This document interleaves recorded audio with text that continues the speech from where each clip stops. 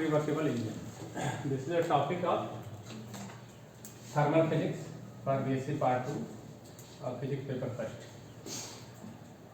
This is very important. On the basis of this Carnot engine, we can investigate about working of any practical engine. Okay. So Sadi Carnot in 1882 conceived a theoretical engine which is free from all the practical defects,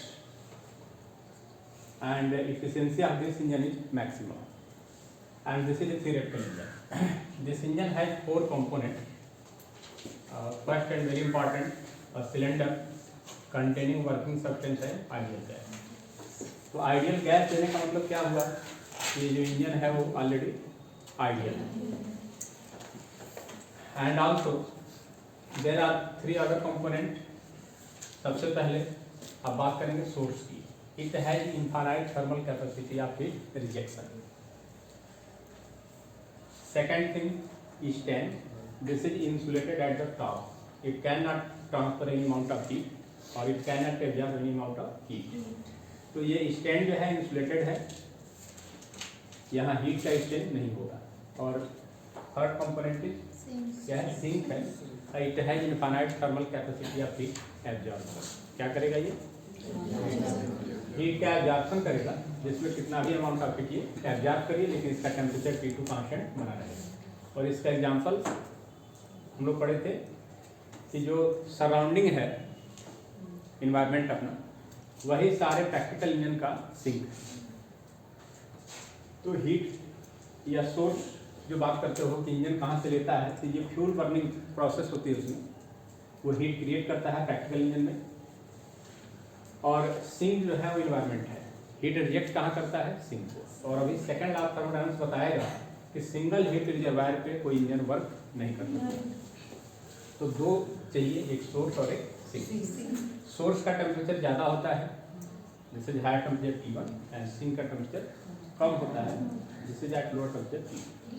source heat देगा और sink heat absorb. Okay. Now initially place the engine at the top of insulating stand, and suppose the initial condition is capital A T1 given. तो यहाँ pressure T1 है, volume V1. अब engine को हम place कर रहे हैं source पे, और कुछ वेट यहाँ रिलीज कर हटा रहे हैं ताकि गैस मॉलिक्यूल एक्सपेंड करे. In this expansion of gas, जब सोर्स पर रखेंगे और प्रेशर कम करेंगे, तो प्रेशर ऑलरेडी यहाँ कम हो रहा है, तो गैस एक्सपेंड करेंगे, इसका वॉल्यूम बढ़ेगा. ये V1 से V2 तक जाएगा. And there is a thermal expansion in which Q1 amount of heat is absorbed by ideal gas as working substance from source at constant temperature T1, and the working substance reached to the point B. This is at P2. यहाँ pressure change हो गया, volume change. Now place the engine at the insulating stand. अब source के बाद हम रखेंगे कहाँ पे? स्टैंड पे. और फिर कुछ प्रेशर यहाँ से रिलीज करेंगे, कुछ वेट हटाएंगे, जिससे एक्सपेंशन होगा. And this expansion is known as adiabatic expansion, because here no heat transfer from stand to working substance. इस केस में देखो बी से जो प्रेशर P2 था, वॉल्यूम P2 था, अब वर्किंग सब्सटेंस आ रहा है किसी पोजीशन C पर एक्सपेंशन के बाद, जहाँ प्रेशर और डिक्रीज कर गया और वॉल्यूम स्लाइटली डिक्रीज कर गया. तो वॉल्यूम P2 से V2 ये होगा यहाँ, और V3 ये होगा. V2 से V3 तक एक्सपेंड कर रहा है. Okay. And after that remove cylinder from stand and is placed at the top of C. And again increase the pressure. तो अब प्रेशर को इंक्रीज करने के लिए क्या करेंगे? यहाँ कुछ वेट और इस पर रखेंगे. तो इंक्रीज करेंगे तो हियर ये कॉम्प्रेशन, ये पिस्टन नीचे आएगा और वॉल्यूम घटेगा, प्रेशर बढ़ेगा. तो गैस जो वर्किंग सब्सटेंस ग्रुप में यहाँ है वो कॉम्प्रेस होगा, और कॉम्प्रेस होगा तो कुछ अमाउंट ऑफ हीट जनरेट होगी, and this amount of heat is Q2 which is related to sinks at temperature T. And therefore, the working substance reached to position D from C. And here pressure is slightly increased, but volume is decreased. ये C से D पर. Again, finally, place the engine at the top of inflating stand. अब sink से हम कहाँ ला रहे हैं? Stand पे. और फिर कुछ प्रेशर और इंक्रीज कर रहे हैं. तो प्रेशर इंक्रीज करेंगे, वॉल्यूम डिक्रीज करेगा, और here is again adiabatic compression, gas molecule compress होगी और initial condition capital A T1 V1 achieve हो जाएगा. That is why this cycle is known as reversible cycle. तो देखो initial position after 4 operation, initial condition is regain and therefore the process is said to be reversible. आपने पढ़ा था reversible and irreversible process. तो all the practical processes are irreversible. और reversibility क्या है? एक आइडियल कॉन्सेप्ट है जिसमें डिफरेंट स्टेजेस से होते होते इनिशियल कंडीशन अचीव हो जाती है. तो अब Carnot engine is a reversible engine because it works in a reversible cycle. तो अब इसमें हम कहीं से शुरू कर सकते हैं, किसी पोजीशन से, सोर्स से, स्टैंड से, सिंक से, किसी पोजीशन से सिलेंडर को रख के हम इसको ऑपरेट कर सकते हैं. अब हम देखेंगे वर्किंग या परफॉर्मेंस ऑफ इंजन. तो we have to find the value of W1, W2, W3 and W4. There are 4 operations and we have to calculate the work done in all these 4 processes. Okay? So this is a part component of Carnot engine, and this curve in which pressure and volume are indicated on 2 axes. This is known as Carnot reversible cycle or PV indicator diagram of Carnot engine. क्या है ये? PV indicator diagram. तो अब इस diagram में आप देख रहे हो कि किसी इनिशियल पोजीशन ए से थर्मल आइसोथर्मल एक्सपेंशन के बाद पोजीशन डी आ रही है, डी से फिर सी आ रहा है. यहाँ एडियाबैटिक एक्सपेंशन हो रहा है, मतलब एडियाबैटिक का मतलब क्या है? स्टैंड. सोर्स का आइसोथर्मल होगा, आइसोथर्मल में टेम्परेचर कांस्टेंट हो, और एडियाबैटिक में हीट कांस्टेंट. तो जहाँ टेम्परेचर सेम रहता है वो प्रोसेस क्या है? आइसोथर्मल. और जहाँ हीट का एक्सचेंज नहीं होता है वो प्रोसेस एडियाबैटिक. तो यहाँ 2 प्रोसेस हो रहा है, एक आइसोथर्मल और एक एडियाबैटिक. और 2 टर्म में एक्सपेंशन होगा, अब फिर 2 ऑपरेशन में कंप्रेशन. और इंजन वर्क कैसे करता है? ये जो पिस्टन है इसी का ऊपर नीचे जाना, up and down motion of the piston known as work done. तो वर्क डन सिंपली आप निकाले थे W equal to DW, small work done equal to F into DF. This is the basic formula of work. कार्य बराबर बल गुणे विस्थापन. अब फोर्स F, तो ये फोर्स किस रूप में लग रहा है? प्रेशर के रूप में लग रहा है. तो हम कह सकते हैं कि pressure P equal to F upon A. This is again basic definition. Then F equal to PA. तो फोर्स जो है प्रेशर इंटू एरिया, और एरिया क्या है? यही पिस्टन का. तो पिस्टन पे गैस मॉलिक्यूल द्वारा कितना प्रेशर पड़ा, तो पिस्टन का एरिया ज़्यादा होगा, प्रेशर ज़्यादा होगा. ठीक है. अब यहाँ वैल्यू रखो F की, देन DW इक्वल टू क्या होगा? P into A dx. And area into area हो गया लेंथ इंटू विड्थ, और dx क्या है? हाइट है. यही कोई डिस्टेंस dx से ट्रेवल करेगा, मूव करेगा. तो A into D X equal to क्या हो गया? B हो गया, वॉल्यूम हो गया. And this is DW equal to P into. ये बेसिक फार्मूला है वर्क का, DW equal to P into D. जो वर्क है वो प्रोडक्ट है प्रेशर और चेंज ऑफ वॉल्यूम. तो without changing volume work done is not possible. और वॉल्यूम चेंज होगा तो देखो गैस मॉलिक्यूल या तो एक्सपेंड करेगी या कंप्रेशन. तो expansion and compression of gas, this is the region of work done. This is the region by which the piston move up and down, and up and down motion of the piston is work done. यही work done है. तो शुरू में हम क्या कर रहे हैं कि स्टैंड पे रख रहे हैं सोर्स पे, और प्रेशर घटा रहे हैं ताकि गैस मॉलिक्यूल एक्सपैंड हो. और इस एक्सपेंशन में एनर्जी की जरूरत पड़ेगी, तो वो एनर्जी कहाँ से लिया?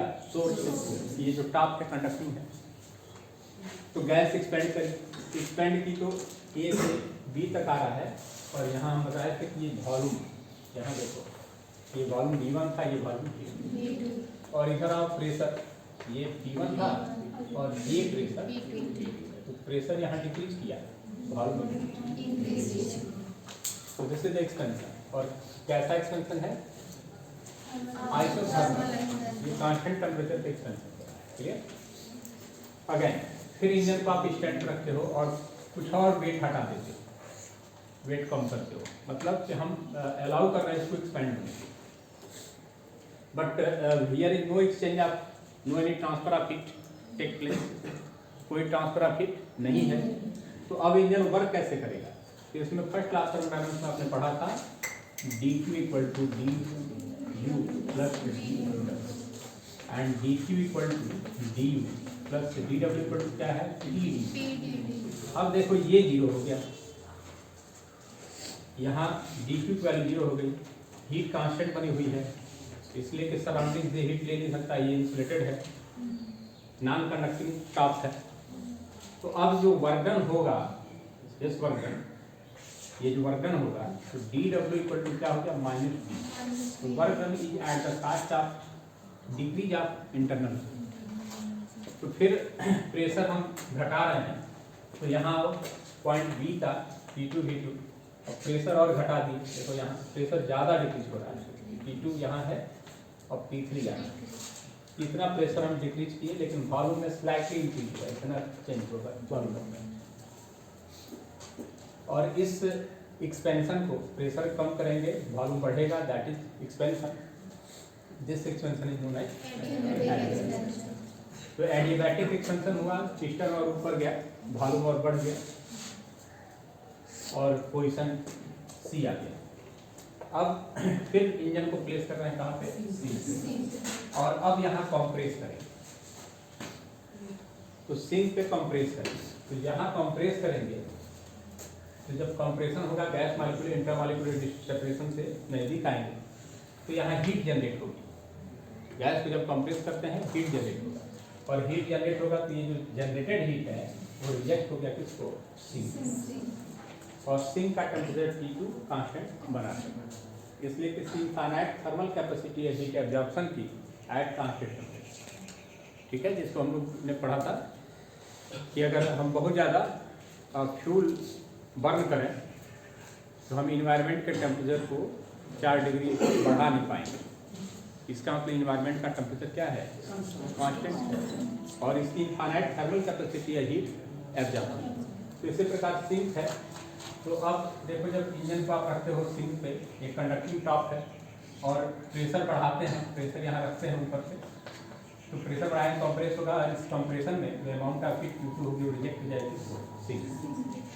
और सिचुएशन क्या होगा? देखो कंप्रेशन का C से D पे है, and this compression is known as isothermal.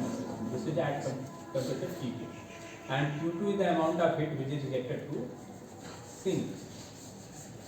Now finally place the engine at the top of insulating stand again.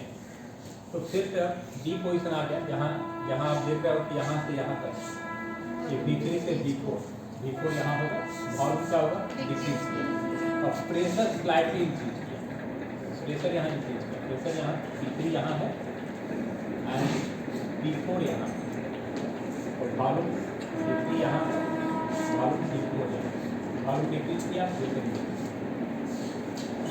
अब फाइनली इंजन को हम सिलेंडर को प्लेस कर रहे हैं कहाँ पे? इंसुलेटिंग टॉप पे, और कुछ प्रेशर और बढ़ा देंगे, तो वेट हटाए थे वेट रखिए, तो रखेंगे तो देयर अगेन कंप्रेशन, ये पिस्टन नीचे आएगा, गैस मॉलिक्यूल कंप्रेस होगा, बट यहाँ हीट ये रिजेक्ट नहीं कर सकता, इसलिए कि जिसका टॉप है वो नॉन कंडक्टिंग है, हीट का कंडक्शन वहाँ नहीं होगा। तो अब जो कंप्रेस होगा, इस कंप्रेशन द्वारा जो वर्क हुआ वर्किंग सब्सटेंस पे, इस वर्क को हम निगेटिव लेते हैं फिजिक्स में, और ये वर्क इसकी इंटरनल एनर्जी को इंक्रीज कर देगा। तो एक्सपेंशन में जो इंटरनल एनर्जी डिक्रीज हुई थी, उतनी इंटरनल एनर्जी क्या हो गई? इंक्रीज हो गई। इंक्रीज हो गया और फिर इनिशियल कंडीशन कैपिटल ए P1 V1 अचीव हो गया। तो फिर कंप्रेस की एडियाबैटिक कंप्रेशन हुआ और डी से आ गया कहाँ पे ए पर। तो यहाँ फिर देखो कि वॉल्यूम स्लाइटली डिक्रीज कर रहा है, तो एडियाबैटिक कंप्रेशन में वॉल्यूम कम डिक्रीज करता है, बट प्रेशर P4 से जा रहा है कहाँ पे P1। प्रेशर में ज़्यादा इंक्रीमेंट, तो प्रेशर बढ़ गया वॉल्यूम। तो this is total cyclic operation of Carnot heat engine, Carnot reversible engine, and this is an ideal engine. Its efficiency maximum. Any practical engine cannot achieve this efficiency equal to Carnot because this engine is free from all practical imperfection. जो भी practical defects हैं engine के, जैसे friction के द्वारा energy loss हो जाती है, कुछ एनर्जी कंडक्शन या रेडिएशन के द्वारा बाहर निकल जाती है, तो प्रैक्टिकल इंजन में हीट लॉस होता है और इससे उसकी एफिशिएंसी कम हो जाती है, but this engine is free from all practical imperfection. Okay, so this is an ideal engine and now we have to calculate work done in each 4 operation.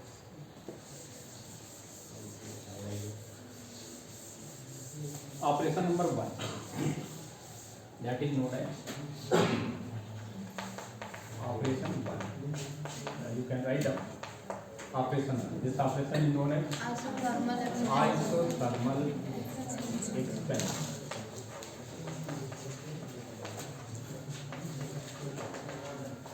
Now,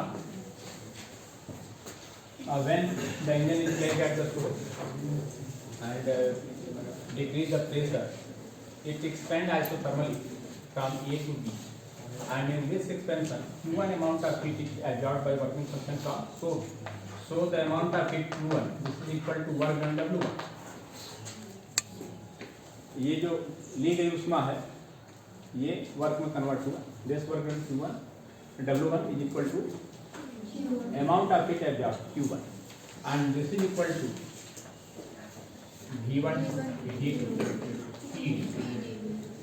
अभी आपने पढ़ा कि dW इक्वल टू क्या था PD, integrate करो 0 से W हो गया 0 से W1 और ये हो गया V1 से V2। In case of isothermal process PV equal to R T1, यहाँ टेम्परेचर T1 था तो PV equal to RT equal to constant भी पढ़ा था, T1 कांस्टेंट है, then P equal to R T1 upon V we calculate. Now putting this value of V, we can write W1 to W2 and RT1 upon V2, and this is RT1 integral V1 to V2 1 upon V dV, and here is the formula 1 upon x dx equal to log। ये पढ़ा आपने integral 1 upon x dx equal to क्या है log x, तो this is RT1 and log V1 value put करो, this is equal to RT1 log V2 minus log V, and this gives the value RT1 log V2 upon ये। और आपने पढ़ा है कि log M minus log N equal to log M upon X, ठीक है। और log की वैल्यू अगर x है तो x must be greater than 1, ये पढ़ा है। तो यहाँ देखो V2 बड़ा है किससे V1 से, तो V2 by V1 वैल्यू 1 से बड़ी होगी and this equation is correct and this work done W। तो अब अमाउंट ऑफ हीट भी अब्जॉर्ब हुआ, this amount of heat is equal to the work done in isothermal expansion from A to B, where volume is changed from V1 to V। तो V1 से V2 तक PdV को integrate करते हो और PV equal to RT रखते हो, तो यहाँ प्रेशर कैसे चेंज हो रहा है वॉल्यूम के साथ, ये वैल्यू आ गई और P की वैल्यू V के टर्म में रख के इंटीग्रेट करते हैं 1 अपॉन V लॉग भी होता है, लिमिट रखते हो V2 माइनस V1 और वैल्यू आ जाएगी RT1 log V2 by. And now this work done is equal to the area bounded by this curve, इसके साथ वॉल्यूम एक्सिस के साथ, तो देखो ए बी सी डी ये है, नीचे लेते हैं तो this point is E, this point is F and this is G and this is H, ये पॉइंट। तो area bounded by curve A B कितना होगा, A B F H and E. तो this work done is equal to area A B F H and E. ये फिर देखो area bounded by curve, ये basic आपने पढ़ा होगा, A B F H and E. तो ये पूरा एरिया जो है यही वर्जन W1 या हीट V1 के बराबर। क्लियर? तो this work done is known as the work done in isothermal expansion from A to B। तो ये ऑपरेशन बन गया, ठीक है, नोट करेंगे। अगेन ऑपरेशन 2, तो second operation is adiabatic expansion. Operation 2 क्या है, एडियाबैटिक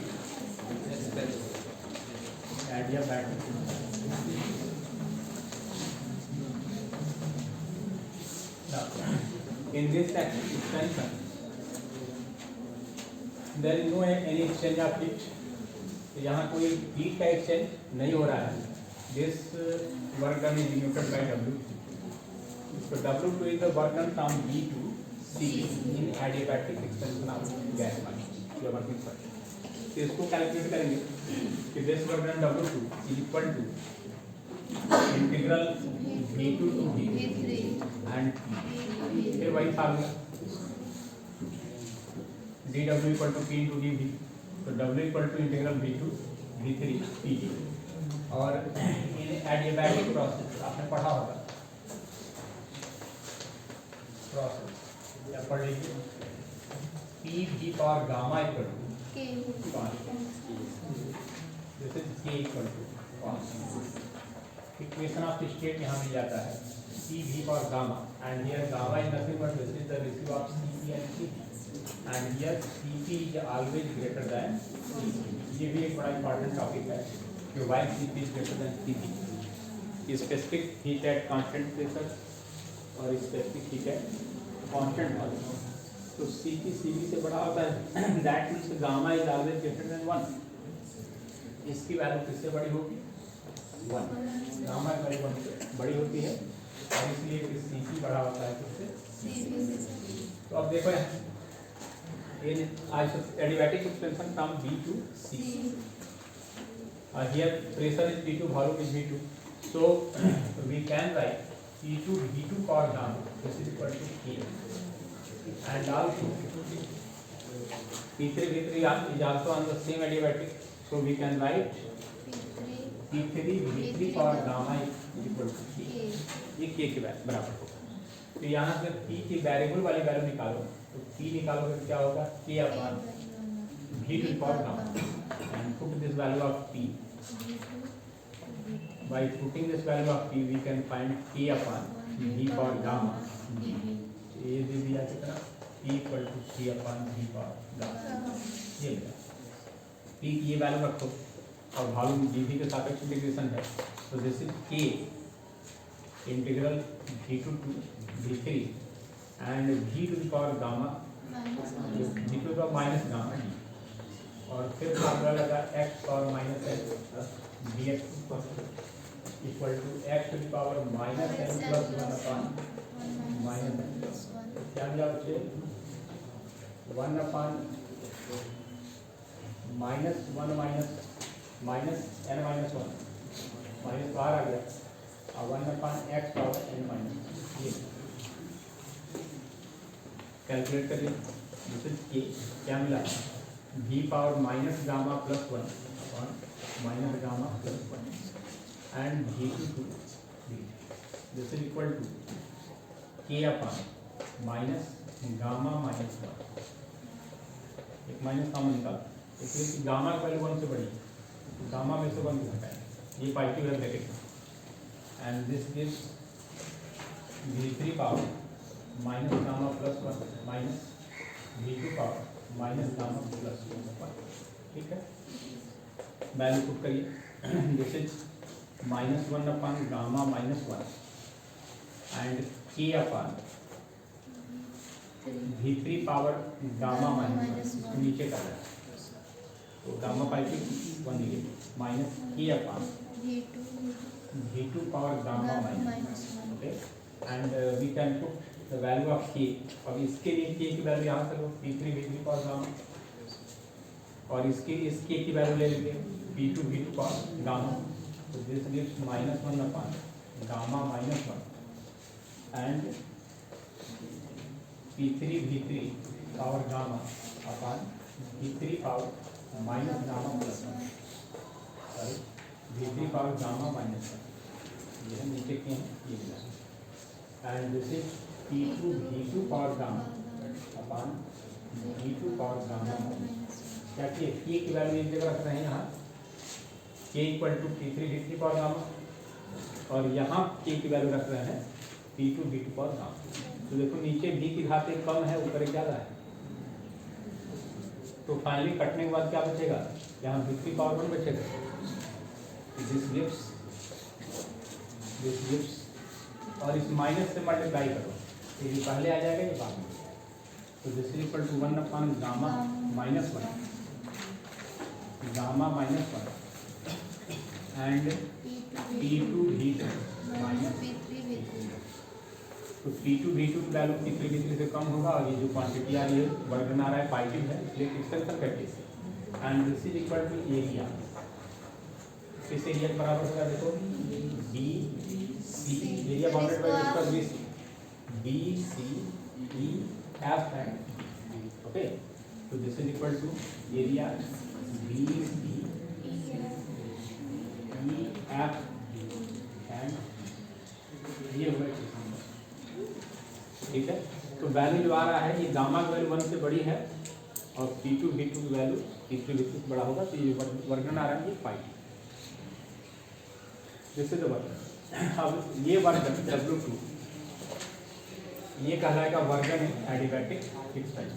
ऑपरेशन 2 में आपने वर्गन निकाला, ऑपरेशन 2 में वर्गन निकाला, this work done equal to W2 equal to 1 upon gamma -1 और P2 V2 minus P3 V3 and this is equal to area, क्या मिला, एरिया बाउंडेड बाय का B C E F and, फिर से देखो B C E F and, okay. Now operation number 3, operation 3, अब हम बात करेंगे isothermal compression, operation 3 and this is isothermal compression,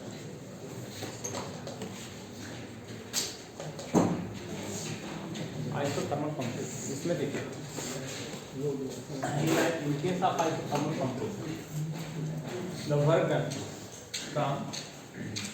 from C to D, this is the case of isothermal compression, from C to D, C से D तक, तो volume change हो रहा है देखो V3 से V4, तो V3 से V4 पे जब वॉल्यूम चेंज होगा तो again here is an absorption and rejection of heat, this is the case of compression.